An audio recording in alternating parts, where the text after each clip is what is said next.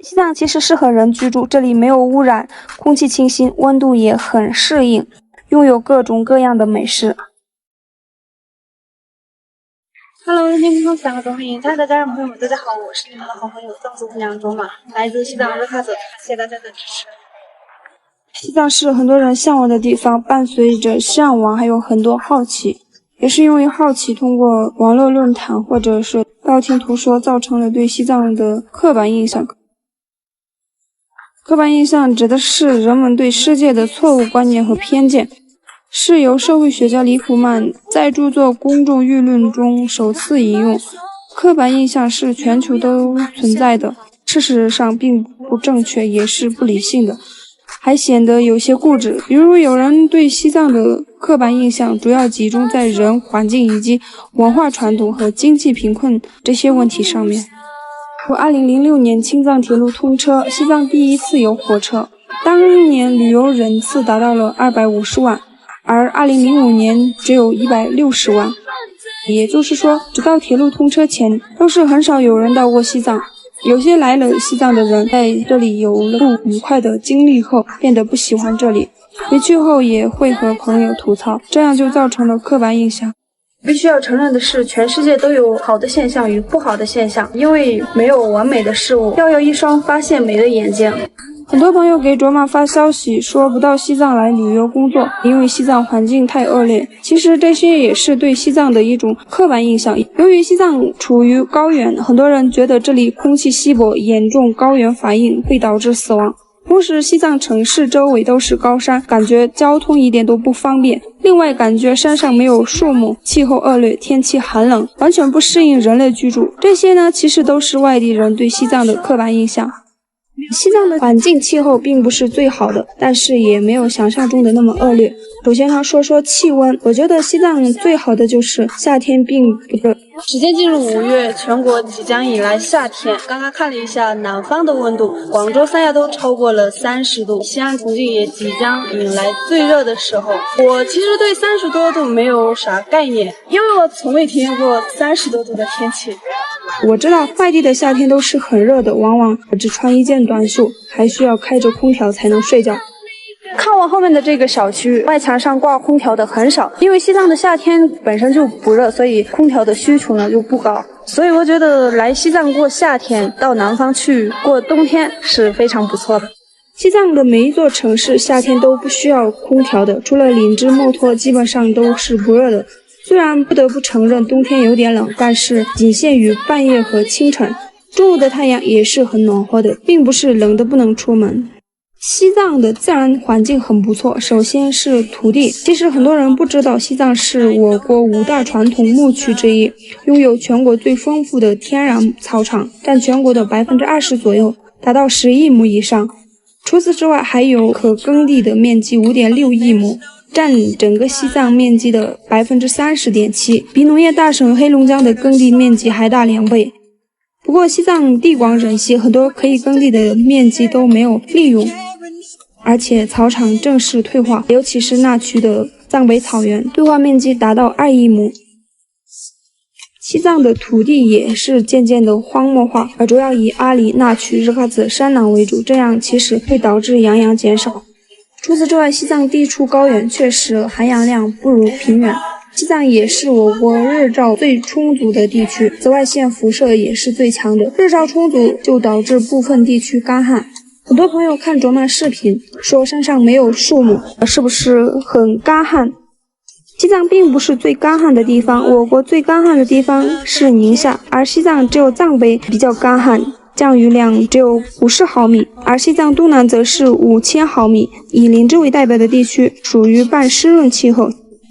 西藏的林区是全国3大林区之一，水资源也很丰富，全国第一，可利用发电的水资源则是全国第3，仅次于四川、云南。西藏拥有大量冰川，不过因为全球变暖，水位也在不断的下降。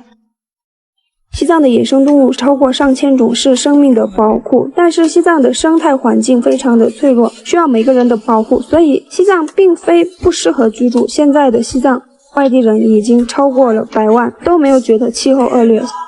西藏生态环境下降其实和人为干扰有一定的联系，但是经济发展和环境保护很难做到100%的完美。现在真实的情况是，西藏并没有大力发展第二产业，也就是工业，对于生态环境保护做到了最好。目前西藏整体环境是好的，而且环境学家也在致力保护全球环境，未来一定会让西藏生态环境更好。西藏其实适合人居住，这里没有污染，空气清新，温度也很适应，拥有各种各样的美食。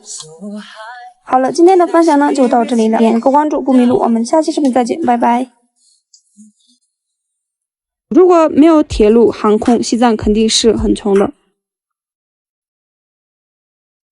Hello， 丽江朋三个周明，亲爱的家人朋友们，大家好，我是你们的好朋友藏族姑娘卓玛，感谢大家的支持。今天呢，给各位分享一个好消息，就是2015年6月开始建设的拉林铁路，在2021年全线竣工，并于4月26日全线接触网送电成功。这是西藏第一条电气化铁路，也是西藏首次运营副信号的动车。记得前年年底我去成都的时候，第一次体验动车组，当时震撼，速度很快，想着如果西藏能通高铁就好了。仅仅2年的时间，这个想法即将要现实了，所以呢，内心还是蛮激动的。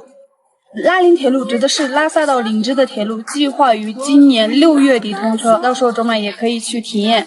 在去成都、广州之前，我还从未坐过西藏的火车。拉林铁路是川藏铁路的一部分，川藏铁路起点是四川成都，终点是西藏拉萨。整体从2014年开始建设，采用了两边同时往中间修建的策略。比如成都到雅安、拉萨到林芝已经全面竣工，而雅安到林芝全长将近1000公里，其中800多公里都将是隧道桥梁。拉林铁路将会使用动车组运营，整个川藏铁路在10年之内才会通车。那么动车如何运送到西藏呢？这里不得不提另一条已经通车的青藏铁路，副信号动车将会从青海通过这条铁路到达拉萨。青藏公路是第一条进藏铁路，全程1956公里，从西宁到格尔木830公里是电气化铁路，从格尔木到拉萨一共1126公里，全程则是烧柴油的内燃机车。之所以不修电气化设备，是因为难度大，面对的问题很多。由于今天比较有时间，在林芝逛街的同时聊聊铁路对西藏的意义，先聊青藏铁路，等林芝通车之后呢，详细再聊川藏铁路。青藏铁路西宁到格尔木段从1958年就开始修建，格尔木到拉萨2001年才开始修建。记得当时朋友从四川坐车到拉萨，先坐火车到格尔木，然后坐客车班车到拉萨。那个时候从成都到拉萨耗费的时间超过1周。早在100多年前就开始规划修进藏的铁路。孙中山先生也在自己所著的10页计划中也提出修建川藏、青藏、滇藏3条铁路。不过当时的技术水平有限，除了测绘不能直接动工，直到1958年才开始修建青藏铁路。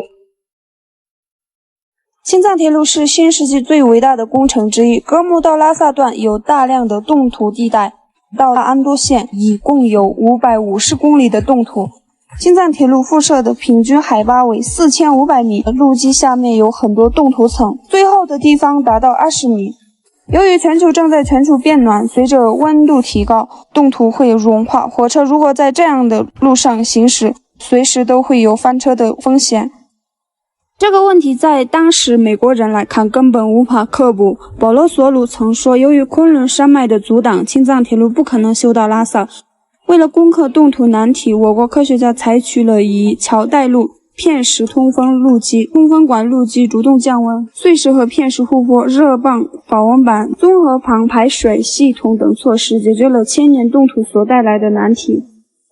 青藏铁路的修建是我国数以万计工程师的心血，有人甚至付出生命。虽然铁路会经过可可西里，但是我们没有破坏藏羚羊的家园。在修建铁路的同时，还会在周围种植植被，还给野生动物修建了专门的通道。西藏的人口只有300多万，青藏铁路通车后还要修建川藏铁路。有朋友问卓玛，西藏为什么要修建这么多铁路？不赚钱肯定就收不回成本。青藏铁路并没有电气化建设，火车一直都是内燃系统。不过这一次西藏运营的动车是内电双元系统，既可以使用电力，也可以使用内燃。这是我国自主研发的机车，现在全国都覆盖了副信号。其实青藏铁路带来的改变是显而易见的。过去的西藏缺煤、缺物资，加上没有航空，所有东西都靠汽车来拉，不仅速度慢，而且成本高。比如煤，没有通火车前，在拉萨每吨600块钱，生活在西藏的朋友真真切切能感受到高物价。而正是由于铁路通车，大力发展航空，导致物价低了很多。